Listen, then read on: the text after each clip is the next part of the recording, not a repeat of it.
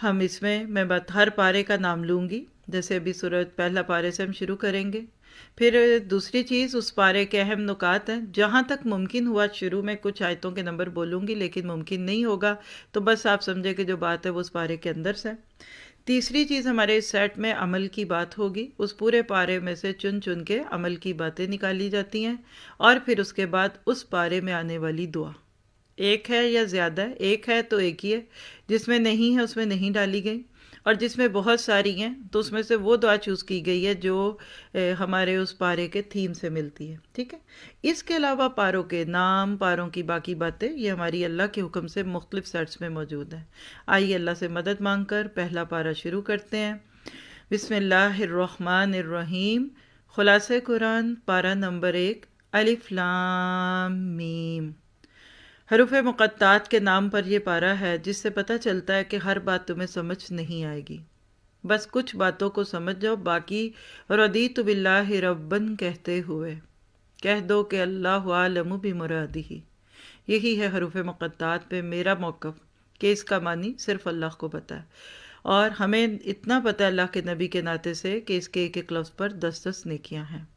چلتے ہیں اہم نکات۔ اس پورے پارے کو پڑھنے کے بعد کوئی ایک انسان بالکل میرے جیسا سیدھا سادہ، تھوڑا جاننے والا، دین پہ عمل کرنا چاہتا ہے تو وہ کیا کرے؟ سب سے پہلی چیز، ایاک نعبد، اللہ کی عبادت کرنا۔ سورۃ فاتحہ کی آیت نمبر 5 سے یہ میسج ملتا ہے۔ پھر اللہ کی کتاب سے رہنمائی حاصل کرنی ہے، یہ ہدی للمتقین ہے۔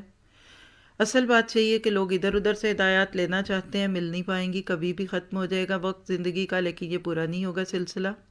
پھر ہم نے اس پارے سے یہ لینا ہے کہ اللہ اور آخرت کے دن پر ایمان لانا ہے، وبالیوم الآخر، آخرت پہ ایمان بندے کو سیدھا کر دیتا ہے۔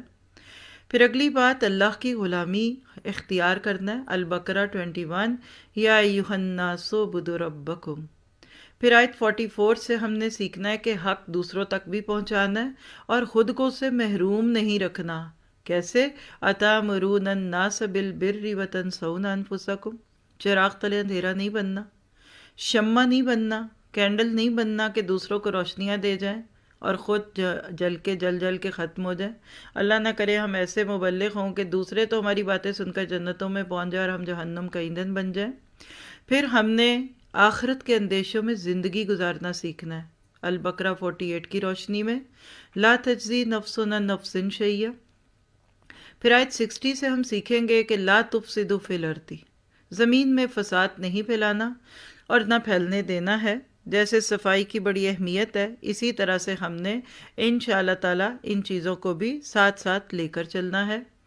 پھر اسی طرح سے اللہ تعالیٰ کی کتاب سے مضبوط تعلق قائم کرنا ہے، خذوا ما آتیناکم بقوہ، البقرہ 63۔ اور پھر خطا کاری کے چکر سے نکلنا ہے، البقرہ 81، احاطت بہ خطیئتہ۔ جب بندہ ایک گناہ کرتا ہے تو اس کو پھر دوسرا کرنا پڑتا ہے، یہ ہے خطا کاری کا چکر۔ اللہ ایسے کہہ لے کہ وشز سرکل سے ہمیں بچائیں۔ پھر آیت 82 البقرہ، بلکہ البقرہ نہ بولوں تو انڈرسٹوڈ ہے، میں بلکہ نمبر ہی بولتی ہوں جہاں تک بول سکی، کیونکہ یہ پورا پارہ سورۃ بقرہ ہی کا ہے۔ ایمان اور عمل صالح سے ہمیشہ کی جنت حاصل کرنے کی کوشش کرنا ہے، صرف اس دنیا کو جنت نہیں بنانا، ہمیشہ کی جنت لینی ہے۔ اللہ اور اس کے بندوں کے حقوق ادا کرنے ہیں، آیت 83 میں، کیسے اس میں اللہ تعالیٰ نے وہ 10 کمانڈمنٹس کو سم اپ کر کے ہمیں ایک خلاصہ دے دیا پچھلی کتابوں کی باتوں میں سے۔ پھر اللہ کی کتاب کو مضبوطی سے تامنا ہے، آیت 93، خذوا ما آتیناکم بقوہ۔ ایمان اور تقوی کی روش اختیار کرنی ہے، البقرہ 103، یعنی آمنوا واتقوا۔ پھر 112، اپنی ہستی کو اللہ کی اطاعت میں سونپنا ہے، وَإِذْ قَالَ رَبُّكَ کیا اسلمت قال اسلمت للہ رب العالمین، یعنی خود کو اللہ کے سپورٹ کرنا ہے، وَمَنْ أَسْلَمَ وَجْهَهُ۔ اور پھر 112، نیک روش پر چلنا ہے، اللہ کے نبی کے صحابہ کی طرح، یعنی باتیں تھوڑی اور عمل زیادہ کرنا ہے انشاءاللہ تعالی۔ اس پورے پارے کو پڑھنے کے بعد، ان مین پوائنٹس کو سمجھنے کے بعد، جو عمل کی بات ہے وہ لکھیے 5 باتیں ہیں جو ہم نے اس وقت چوز کی ہیں۔ سب سے پہلی بات، صرف ایک کا بن جائیے، یہ ہے لائلٹی۔ میری زندگی میں کسی بندے کی سب سے بڑی سکل اس کا آپ کے لیے لائل ہونا ہے۔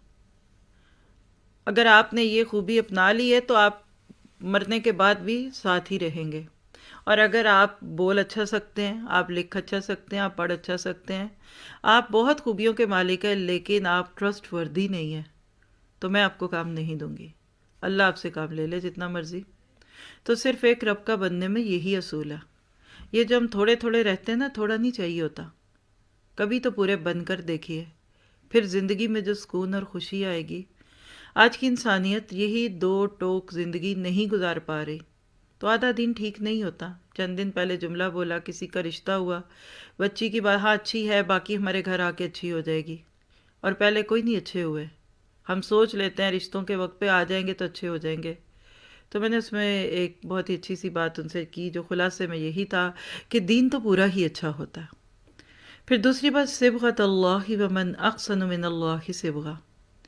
ایک رنگ اپنے اوپر ضرور چڑھائیے زندگی میں، اور وہ اللہ کا رنگ ہے۔ اور حوصلوں میں رہنے والوں کو کہوں گی کہ آج صبح آسمان کا رنگ آپ نے دیکھا سن رائز سے پہلے، کل سے 10 گنا زیادہ خوبصورت، اور یہ ہر دن نیا رنگ ہوگا، اور جسٹ 5 منٹ کے اندر ختم بھی ہو گیا۔ جتنے آپ کو پیچ اور پرپل کے کمبینیشن میں کلر ملتے ہیں، وہ صرف میرا نہیں خیال 5 منٹ سے زائد آسمان پر رہے، اور اپنی آنکھوں سے دیکھا کہ نیچے ایج تھا اور اوپر پورے آسمان پہ، پھر پھیلتے پھیلتے وہ آدھے آسمان پہ پھیل گیا۔ یہ رنگ اتنا پیارا، اس وقت بھی میں نے اللہ سے یہی کہا تھا کہ پھر صبغۃ اللہ کتنا خوبصورت ہوگا۔ اور اللہ کا رنگ کیا ہے؟ سارے مسلکوں، سارے فرقوں، ساری رنگ نسل اور انسانی گروہ بندیوں سے آزاد ہو جاؤ، اور ایک اللہ اور اس کے رسول کے رنگ میں رنگ جاؤ۔ پھر تیسری بات، اگر آپ نے اس کو پلو سے باندھ لی، بلکہ کہتی ہوں کہ گرہ باندھ کے رکھ لیجئے، سمینا و اطعنا، سنیں بھی اور مانیں بھی۔ کچھ کہتے ہیں سنیں گے مانیں گے نہیں، خسارہ ہے۔ کچھ اور عقل مند نکلے، کہتے ہیں چونکہ سن کے ماننا پڑتا ہے تو سنیں گے نہیں۔ تو اللہ نے سورۃ بقرہ فاتحہ میں کیا کہہ دیا؟ غیر المغضوب علیہم ولا الضالین۔ چلو مغضوب نہیں بنو گے نا سن کے عمل نہ کر کے، تو نہ سن کے ضالین رہنا چاہتے ہو، تو نجات اسی میں کہ سمینا و اطعنا۔ اور پھر اگلی بات جو اس بارے سے آپ میں نے لینی ہے، مقصد حیات پہ نظر رکھیے۔ اور ہمارا مقصد حیات روٹی کمانا نہیں ہے، ہمارا مقصد حیات اچھے گھر بنانا نہیں ہے۔ یہ ساتھ کی چیزیں ہیں، یہ چلیں گی، ساتھ ساتھ چلیں گی۔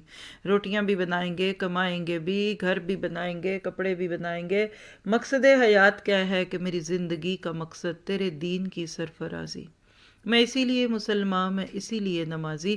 اور اس پارے میں یہ عمل کر کے دکھایا تو ابراہیم علیہ السلام نے کر کے دکھایا۔ بڑھاپے کی اولاد اور بیوی بچے کو چھوڑنا کوئی آسان کام نہیں۔ اللہ نے اتنی بڑی نیکی اسی سے لی بڑھاپے میں، جس کی جوانی کیا، اس کا ارلی بچپن بھی اللہ کے رنگ میں رنگا ہوا تھا۔ اللہ ہم سے بھی یہ کام لے لے۔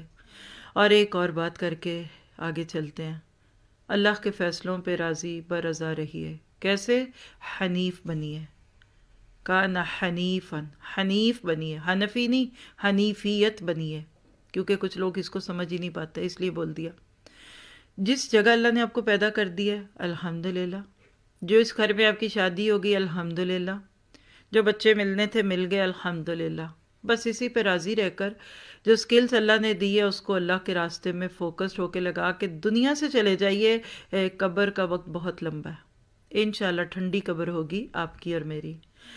چلیے دعا دیکھیے اس پارے کی، بعد میں آپ لوگ بھی اس کو مل کے پڑھیے گا۔ ربنا تقبل منا انک انت السمیع العلیم وتب علینا، بلکہ ربنا تقبل منا انک انت السمیع العلیم، ربنا وجعلنا مسلمین لک ومن ذریتنا امۃ مسلمۃ لک وارنا مناسکنا وتب علینا انک انت التواب الرحیم۔ ابراہیم علیہ السلام اور اسماعیل علیہ السلام کی طرف منسوب یہ دعا البقرہ 127 128 ہمیں بتاتی ہے، اور وہ کیا ہے کہ اصل چیز قابلیت نہیں، قبولیت ہے۔ آپ کتنے قابل کیوں نہ، اگلا آپ کو قبول ہی نہ کرے، کتنی پیاری دلہن ہے، لڑکا بات نہ کرے، منہ نہ لگائے اس کو، تو کیا فائدہ اس دلہن کا؟ کہتے ہیں کہ دلہن وہی جو پیا من بھائے۔ تو اللہ کو آپ کی میری قابلیتیں نہیں چاہیے، قبولیت چاہیے، اور قبولیت کے لیے شرط ہے انما یتقبل اللہ من المتقین، تقوی۔ اللہ تقوی کی بنیاد پہ، اخلاص کی بنیاد پہ، ریاکاری اور دکھاوے سے پاک نیکیوں کو قبول کرتا ہے۔ اور پھر مسلمین بننا ہے تو ہمیں بھی مسلمین بننا ہے انشاءاللہ۔ خود کو مسلم بنائیے، اپنے 2 بچوں کو مسلمین بنائیے، اور سارے خاندان فیملی کو مسلمین میں دیکھنے کی تمنا میں جئیں۔ اب زندگی کا باقی حصہ اس میں لگا کر دیکھیے، اور طریقہ کار کس سے سیکھنا ہے؟ وارینہ مناسکنا، اللہ اور اس کے رسول کے بتائے ہوئے طریقے سے۔ اللہ تعالیٰ سے دعا ہے کہ اس بارے پہ ہمیں عمل کی توفیق عطا فرمائے۔